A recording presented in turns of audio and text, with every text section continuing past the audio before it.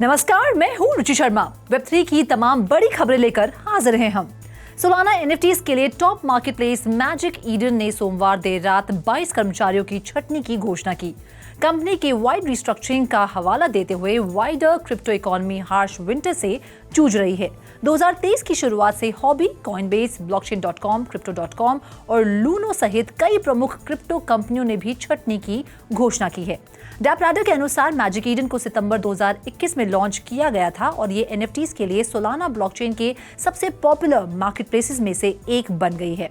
सितंबर 2022 में Magic Eden ने Ethereum ecosystem में विस्तार किया, Bored Ape Yacht Club, Pudgy Penguins और अदर साइट के लिए समर्थन शुरू किया। थ्रेड में शेयर किए गए एक लेटर में लू ने कहा कि जैसे जैसे मैजिक ईडन बढ़ता गया, इसकी चुनौतियों की प्रकृति विकसित होती गई। ये कहते हुए कि जैसे ही कंपनी ने 2023 के लिए अपनी प्रायोरिटी स्थापित की, मैजिक ईडन को इस बात पर कड़ी नजर रखनी पड़ी कि किस स्ट्रक्चर और रोल्स की जरूरत है। लेटर में कहा गया है कि छटनी से प्रभावित लोगों की मदद करने के लिए मैजिक ईडन 2 महीने की छटनी की पेशकश करेगा। स्टॉक ऑप्शंस के लिए 1 साल की वेस्टिंग रिक्वायरमेंट को हटा देगा, उन्हें अपने लैपटॉप रखने देगा और अगले 6 महीने के लिए हेल्थ केयर प्रोवाइड करेगा। बढ़ते हैं अगली खबर की ओर। Non fungible token marketplace Magic Eden ने डिजिटल कलेक्टिबल्स खरीदने के लिए नए पेमेंट ऑप्शंस की पेशकश करने के लिए वेब3 पेमेंट प्लेटफॉर्म मूनपे के साथ पार्टनरशिप की है। एक प्रेस रिलीज के अनुसार मैजिक ईडन यूजर्स क्रेडिट या डेबिट कार्ड, एप्पल पे और गूगल पे का इस्तेमाल करके चेन्स में एनएफटीज खरीद सकते हैं। स्ट्रेटेजिक पार्टनरशिप का गोल नए यूजर्स को शामिल करने की प्रोसेस को आसान बनाना है।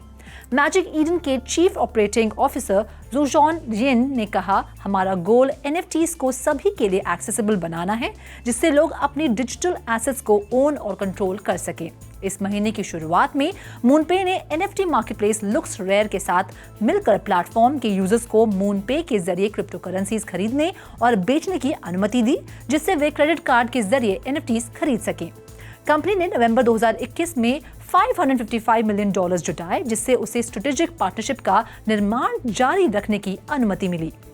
मूनपे ने लोकल मनी लॉन्ड्रिंग रूल्स के कंप्लायंस को इंगित करने के लिए यूके के फाइनेंशियल कंडक्ट अथॉरिटी के साथ सिक्योरिंग रजिस्ट्रेशन हासिल करने के लिए दिसंबर में एक नियामक बाधा को भी दूर कर दिया था।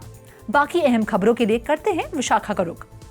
एक आश्चर्यजनक कदम में माइक्रोसॉफ्ट द्वारा जनवरी में घोषित 10,000 कर्मचारियों की कटौती के एक हिस्से के रूप में सॉफ्टवेयर दिग्गज माइक्रोसॉफ्ट ने अपने मेटावर्स डिवीजन के लिए 100 टीम के सदस्यों में भी कटौती की है। साथ ही जनवरी में माइक्रोसॉफ्ट ने ओपनएआई में $10 बिलियन के इन्वेस्टमेंट की घोषणा की थी। अब ये भी कहा जा रहा है कि क्या ये प्रभावी रूप से माइक्रोसॉफ्ट के गोल्स को मेटावर्स से एआई में बदल रहा है। अंदरूनी सूत्रों की माने तो जिन्होंने 9 फरवरी को सूचना दी थी, माइक्रोसॉफ्ट ने अपने इंडस्ट्रियल मेटावर्स कोर को टर्मिनेट कर दिया है। टीम की स्थापना अक्टूबर में कई अलग अलग इंडस्ट्रीज के लिए वर्चुअल एनवायरनमेंट्स जनरेट करने के लिए की गई थी। उस समय माइक्रोसॉफ्ट के चीफ कमर्शियल ऑफिसर जडसन अल्थॉफ ने प्रोजेक्ट को एक कमर्शियल मेटावर्स के रूप में प्रस्तुत किया, जो काम के माहौल में लोगों के बीच नेक्स्ट जनरेशन इमर्सिव कम्युनिकेशन और कोलैबोरेशन बनाता है।